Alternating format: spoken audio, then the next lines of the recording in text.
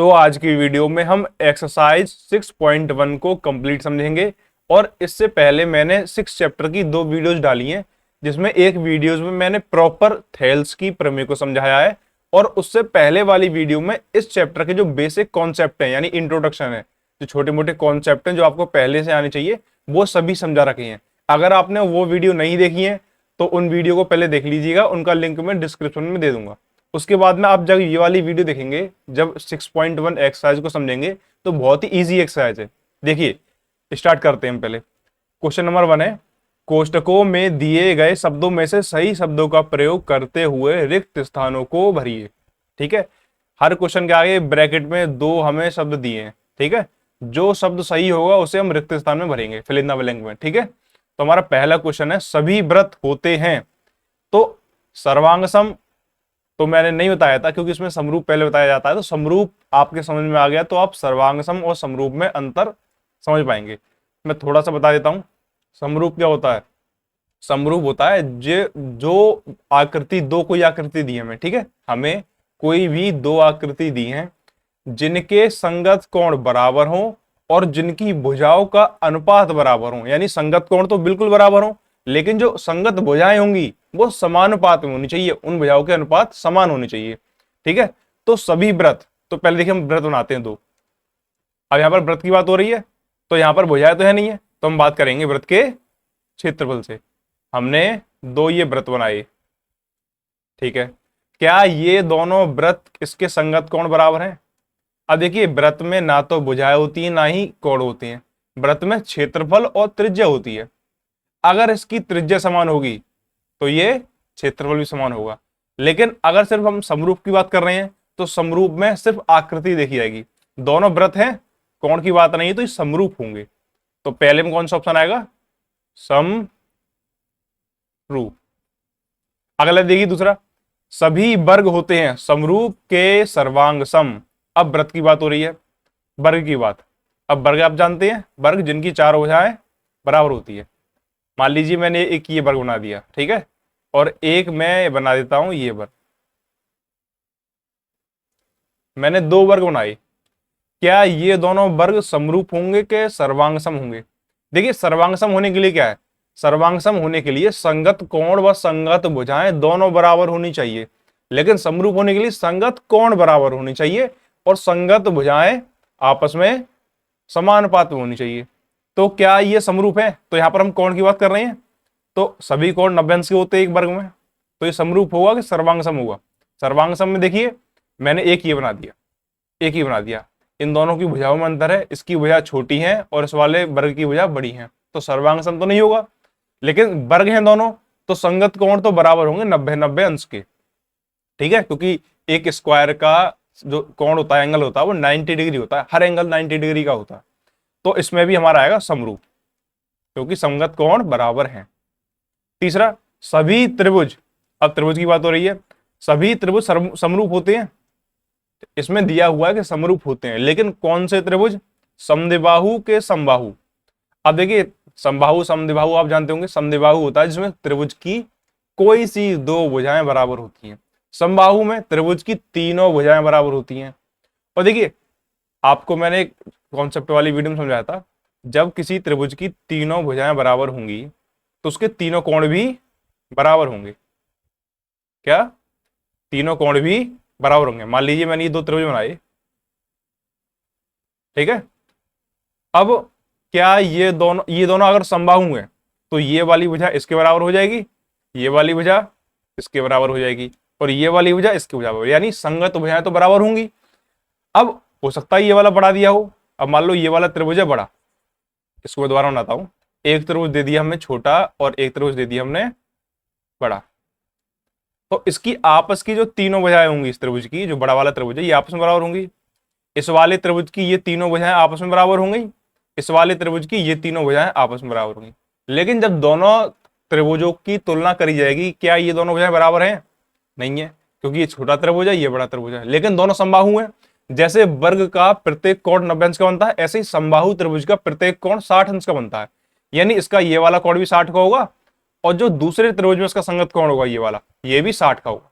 यानी समबाहु त्रिभुज समरूप होते हैं, ना कि समद्विबाहु। समद्विबाहु में कोई सी दो भुजा बराबर होती हैं, तो कोई सी भुजा भी छोटी बड़ी हो सकती है। तो यहां पर लिखेंगे हम समबाहु।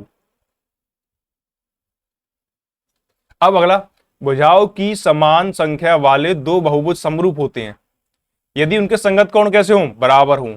बताया था मैंने अभी, तो पहले में आएगा बराबर, तथा उनकी संगत भुजाएं कैसे हों, समान अनुपात में हों। अगर संगत भुजाएं भी बराबर हो जाएंगी तो वो सर्वांग सम हो जाएगा, समान अनुपात में होना चाहिए। ठीक है, सर्वांग सम समरूप भी होता है, ऐसी बात नहीं है। अब देखिए क्वेश्चन नंबर 2, निम्नलिखित युग्मों के दो भिन्न भिन्न उदाहरण दीजिए। हमें दो चीजें दी हैं, दोनों के दो एग्जाम्पल देने हैं। पहला समरूप आकृतियां, तो समरूप आकृति के दो एग्जाम्पल, हमें सिर्फ कोण बराबर करने हैं समरूप के लिए, भुजाएं समानुपात में हो चल जाएगा। तो मैं एक तो बना देता हूं वर्ग। ठीक है, बिल्कुल बराबर ही बना देते हैं। ये हो गया हमारा वर्ग, ये दोनों समरूप होंगे। एक तो एग्जाम्पल हो गया हमारा ये, और अब दूसरे एग्जाम्पल की बात करते हैं। अब एक बना देते हैं हम त्रिभुज। तो ये हो गया हमारे समरूप आकृतियों के दो एग्जाम्पल। अब दूसरा क्या पूछा है, ऐसी आकृतियां जो समरूप नहीं है। तो उसका सबसे बड़ी तरीका है कि जब इसका हम पहला एग्जाम्पल दिखाएंगे ना, एक सेकेंड, जब इसका हम पहला एग्जाम्पल दिखाएंगे तो मान लीजिए मैंने बना दिया वर्ग, वर्ग नहीं, मैंने कोई चतुर्भुज बना दिया। ठीक है, और दूसरा बना दिया मैंने सर्कल। तो क्या ये दोनों आकृतियां आपस में समरूप है? नहीं है, दोनों आकृतियां बिल्कुल अलग हैं, तो समरूप तो कैसे भी नहीं होंगी। इसका देखिए अब दूसरा एग्जाम्पल, इसमें क्या करते हैं, एक तो बना देते हैं हम, चलिए एक वर्ग बना देते हैं। हमने एक ही वर्ग बना दी छोटा सा, अब एक बना देते हैं इसकी दूसरी आकृति। देखिए इसमें आप नाम दे दीजिएगा ABCD PQRS, ऐसे जैसे ABCPQR, ऐसे ही सबके नाम दे देना। ठीक है, अब क्या ये वाली दोनों आकृतियां समरूप है? नहीं है, क्योंकि है तो दोनों चतुर्भुज, लेकिन वर्ग के प्रत्येक कोण कितने अंश का होगा, 90 एंगल का, 90 डिग्री का।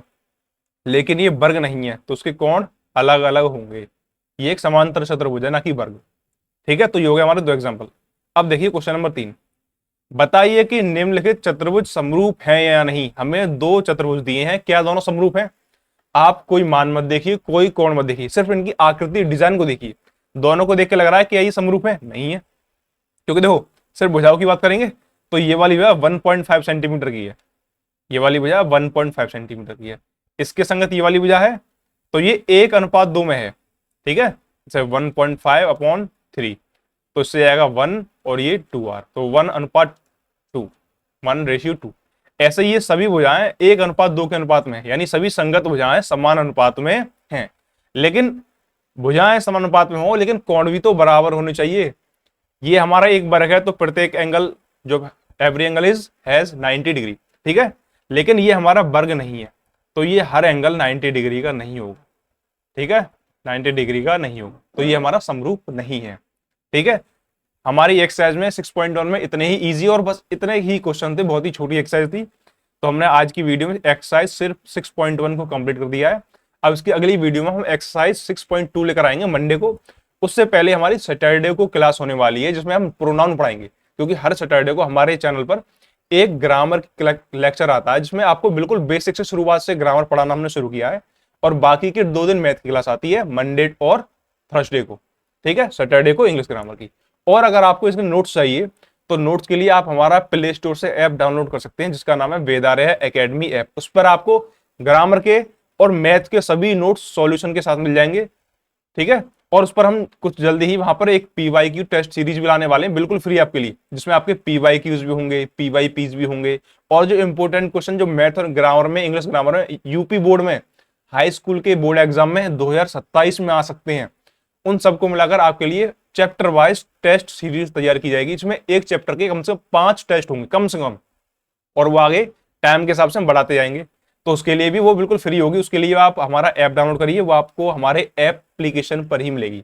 एप्लीकेशन का लिंक मैं आपको डिस्क्रिप्शन में दे दूंगा। और अगर आपको हमारी वीडियो अच्छी लगी हो और आपको ये एक्सरसाइज समझ में आई हो, तो प्लीज हमारे चैनल को सब्सक्राइब कीजिए और बेल नोटिफिकेशन को ऑन कीजिए। और साथ ही ये रील अपने क्लास 10th के रील नहीं, ये वीडियो अपने क्लास 10th के दोस्तों के साथ शेयर कीजिए, तो आज की वीडियो में इतना ही, मिलते हैं अगली वीडियो में। तब तक के लिए वीडियो देखने के लिए आपका बहुत बहुत धन्यवाद।